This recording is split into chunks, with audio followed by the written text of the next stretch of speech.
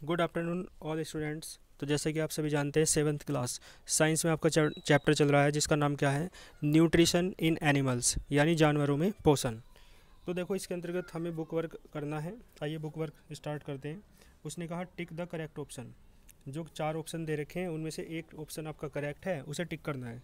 तो देखो, पहला क्या है, the walls of the large intestine, यानी जो हमारी बड़ी आंत होती है उसकी जो वॉल्स यानी दीवार होती है, एब्जॉर्ब माने सोखती हैं। क्या सोखती हैं? सेल्यूलोज सोखती हैं, है ना। सेल्यूलोज एक रेसा होता है, फाइबर होता है। डाइजेस्टेड फूड को सोखती हैं, वाटर को सोखती हैं, या ऑक्सीजन को सोखती हैं।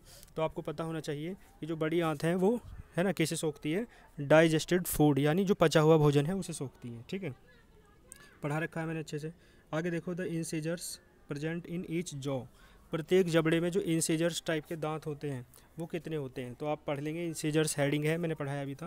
कितने होते हैं? 4 दांत। ठीक है ना, 4 ऊपर होते हैं, 4 नीचे होते हैं, यानी 4 ऊपर वाले जबड़े में और 4 नीचे वाले जबड़े में। आगे देखो next, water from the undigested food is absorb mainly, यानी जो अनडाइजेस्टेड फूड है, जो बिना पचा हुआ भोजन है, उससे जल यानी वाटर इज एब्जॉर्ब्ड, क्या है, सोख लिया जाता है। मेनली इन, कहाँ पे सोखा जाता है? तो कहाँ सोखा जाता है?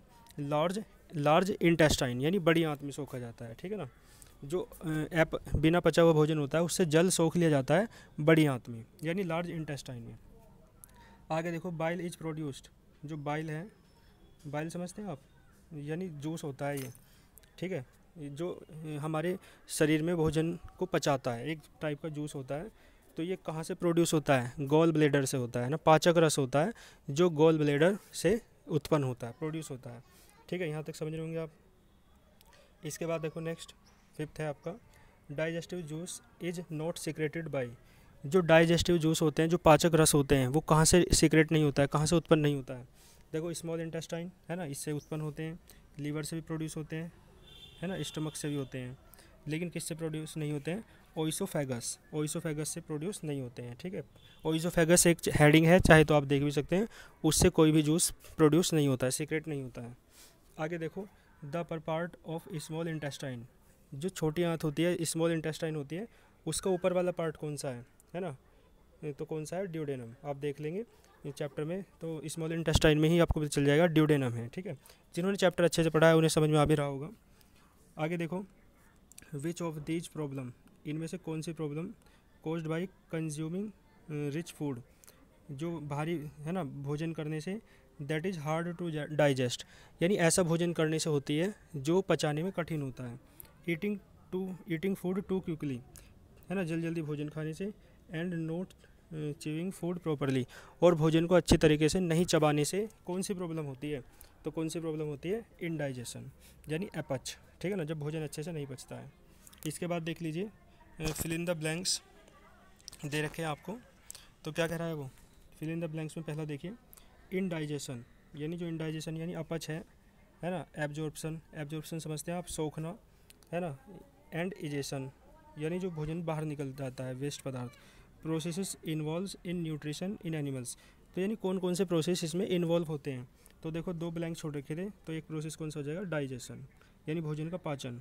और एसिमिलेशन आप समझते हैं संग्रहण होना, भोजन यानी उससे पोषक तत्व जो होते हैं, ये जो न्यूट्रिशंस होते हैं, वो शरीर में डाइजेस्ट हो जाए, तो उस प्रोसेस को एसिमिलेशन कहते हैं। आप देखोगे 5 हेडिंग दे रखी हैं आपके चैप्टर में ना। आगे देखो, द आगे देखो, own tongue help us to taste food, यानी जो टंग में कुछ होता है वो हेल्प करता है टेस्ट फूड, यानी भोजन को स्वाद बताने के लिए। तो वो कौन होते हैं? टेस्ट बर्ड्स होते हैं। ठीक है ना, जो स्वाद कलिकाएँ जिन्हें कहते हैं। आगे देखो, number 3 is produced by pancreas, pancreas के द्वारा कौन प्रोड्यूस होता है? तो मैंने लिख रखा है आगे, पेनक्रिएटिक, है ना, पेनक्रिएटिक जूस। जो पेनक्रियाज होता है ना, उससे भी डाइजेस्टिव जूस निकलते हैं, तो उसे क्या कहते हैं? पेनक्रिएटिक जूस कहते हैं। आगे देखो, saliva is secreted in mouth, mouth में सलाइवा यानी लार जो सीक्रेट होती है, उत्पन्न होती है, वो कहाँ से होती है? सलाइवेरी ग्लैंड्स। ठीक है ना, तो लार ग्रंथियों से होती है उत्पन्न। आगे देखो, एब्जॉर्प्शन ऑफ फूड अकर्स, यानी भोजन कहाँ अवशोषित होता है? कि कहाँ वो किसके द्वारा अवशोषित होता है? सेल्स के द्वारा, कोशिकाओं के द्वारा। किसके द्वारा? आगे, यानी कोशिकाओं के में तो होता है, लेकिन किसके द्वारा?